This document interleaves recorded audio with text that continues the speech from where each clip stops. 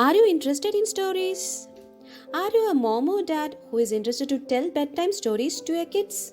If your answer is yes, then this series is exclusively for you. Here I am starting a new storytelling session. This is Azila Julejo and you are watching our channel Azila Junejo Travel and Living. The Three Little Pigs, illustrated by Rene Cloke. The Three Little Pigs.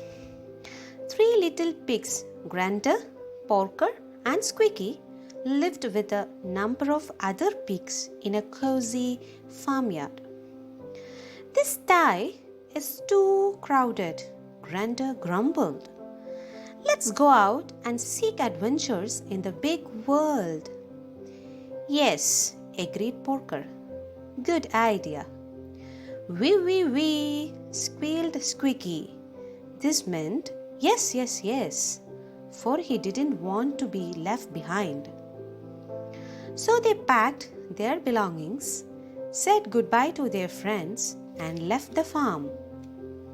We will each build a little house, suggested Grunter, as they walked down the lane, and visit each other when we want to talk about our adventures. The first person they met was a man carrying a lot of straw.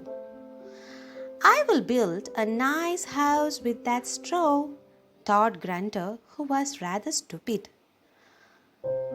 The man was quite glad to sell the heavy load, so Grunter built himself a pretty little house, while Porker and Squeaky went on their way.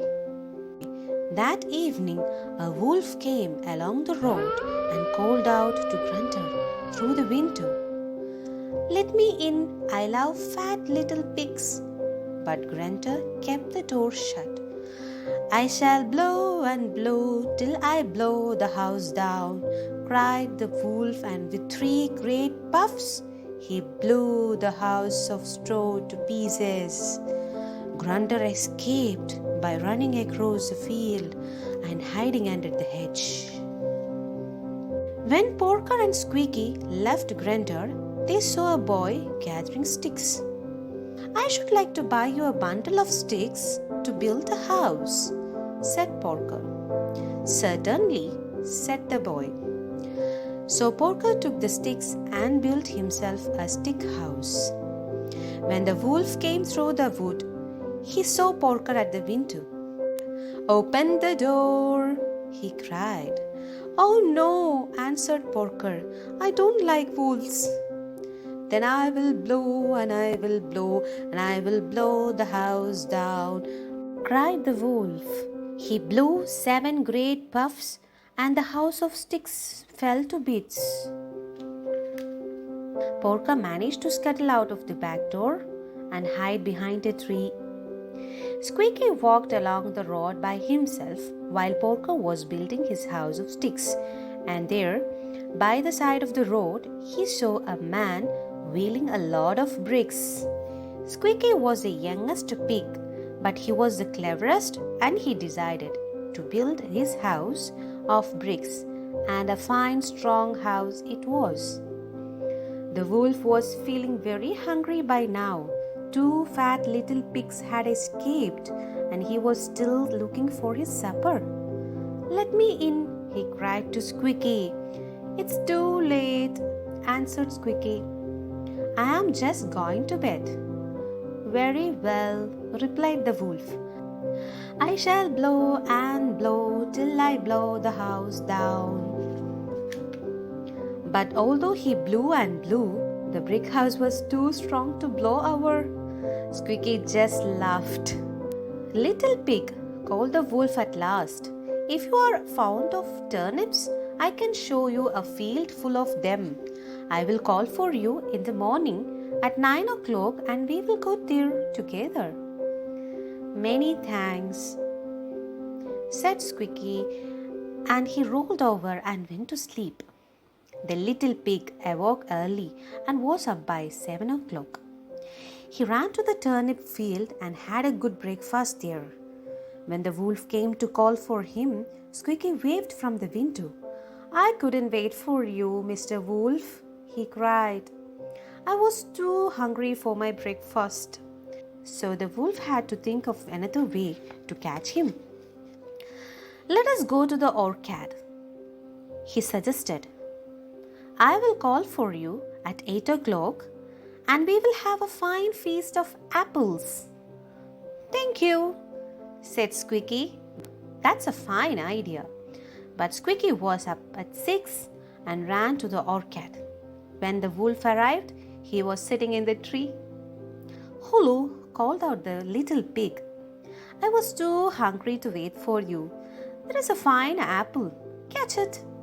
He threw an apple to the wolf, but it rolled away, and while the wolf was chasing it, Squeaky climbed down and ran home. The next day, the wolf visited Squeaky's little brick house again. Have you heard the news? He asked Squeaky. There is to be a grand fair on the common. It would be fun if we could go together in the afternoon. Thank you, said Squeaky. It certainly would.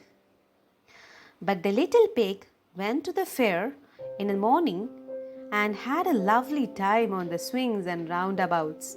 He met a great many animals he knew, and they had a jolly time together. In the afternoon, Squeaky decided that it was time to leave the fair. His pockets were full of good things that he had won, and he was carrying a butter churn that he had bought at a farm stall. As he reached the top of the hill, he saw the wolf making his way to the fair. I must think of a plan quickly to escape, said Squeaky to himself, or he will certainly catch me. But there seemed to be nowhere to hide. And then he thought of Butterchan, and in he jumped before the wolf caught sight of him. But as the churn was round, it started rolling down the hill. The little pig was very surprised, and so was the wolf. Help! He yelled as he jumped out of the way. What can this horrible thing be? He was so frightened that he ran off as fast as he could go. When the butter churn stopped at the bottom of the hill, Squeaky climbed down and held his sides with laughter. Ha ha ha! He cried. That trick worked well. He picked up the churn and carried it home. To his delight, he found Grunter and Porker waiting for him on the doorstep. You have built a fine, strong house, Grunter cried. The wolf blew down my house of straw. Yes, he blew down my house of sticks, wailed Porker. Never mind, said Squeaky. We will all live here and make a plan to catch the wolf. Before long, the wolf came and knocked at the door. Save me, he cried. I have been chased by a horrible round thing which tried to knock me down. Were you indeed? Answered Squeaky from the window. That must have been me inside the butter churn. What a good thing you go out of my way. I might have hurt you. I will catch you yet, growled the furious wolf. I shall climb down the chimney and then you will stop laughing, for I shall eat you for supper. Grunter and Porker shook with fright, but Squeaky was thinking hard. Quick, he whispered. Help me to put this cooking pot of boiling water on the fire. 3 little pigs put the pot over the fire just as Wolf came down the chimney. Into the boiling water he plopped and Squeaky put on the lid and they all held it down. So that was the end of the wolf. Now we'll have a grand party, said Squeaky, and they asked all their animal friends to tea. Later, they collected some more bricks and built enough rooms onto the strong little house for all 3 pigs to live together in safety. So, the moral of the story is unity is strength.